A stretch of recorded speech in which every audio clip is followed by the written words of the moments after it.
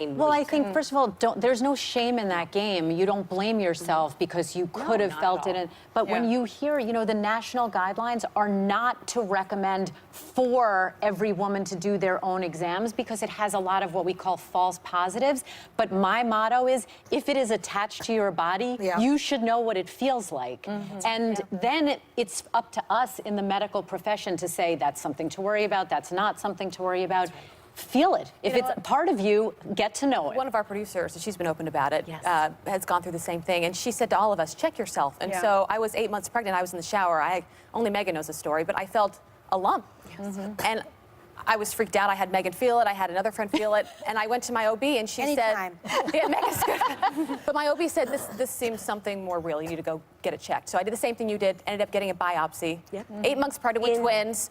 Blood. I just remember sitting there, not sure if I was going to have breast cancer and pregnant with twins. I went home to my husband, and luckily it ended up being a fibroid. But I said, never let me complain about anything else again. Never let me complain about the pains of being pregnant. But I have so much sympathy for what you've been through. And what people don't also know is you were they said only get your right one.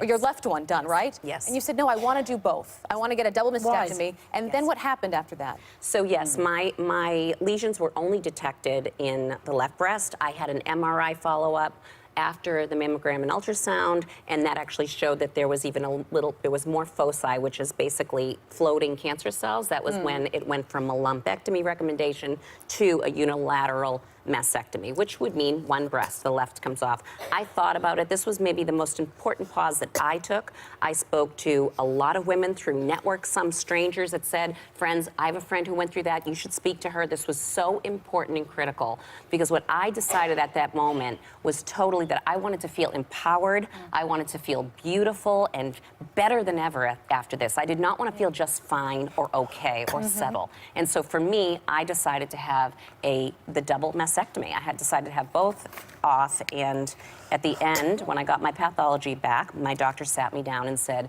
you have cancer in both breasts. Oh, wow. Your right breast did not show up anywhere on your diagnostic testing. Very, very tiny, but it's invasive carcinoma, both ductal and lobular, and thank God. So you made the right decision without even realizing why. So I'll never know why. Yes, well, doctors basically informed me that any surgery isn't open up to more potential risks, right? That's they should tell us that. You're here. Yes, and I'm so happy to be you. Gretta, you're your husband, Ricky, who we also know and love, and your two boys have been very supportive, of course, and they want to send you a message. So take a look. Hi, Mom. It's us. It's your crew, the boys and Ellie, and I am just letting you know how much we love you, how much we support you, and personally, these last 6, 7, 8 months, everything you've gone through, I have learned so much from you. Your patience, your courage, always caring about everybody else. You are my favorite person, and I love you. And I was just thinking, when we get through all of this and get to the other side, how nice would it be if we finally had that big wedding we always talked about?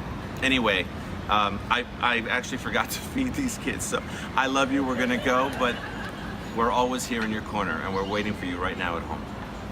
All right, I want to answer back. Are you asking me to marry you? Yes, he is. Monahan and Dr. Our mutual best friend can help you over. There's so much more.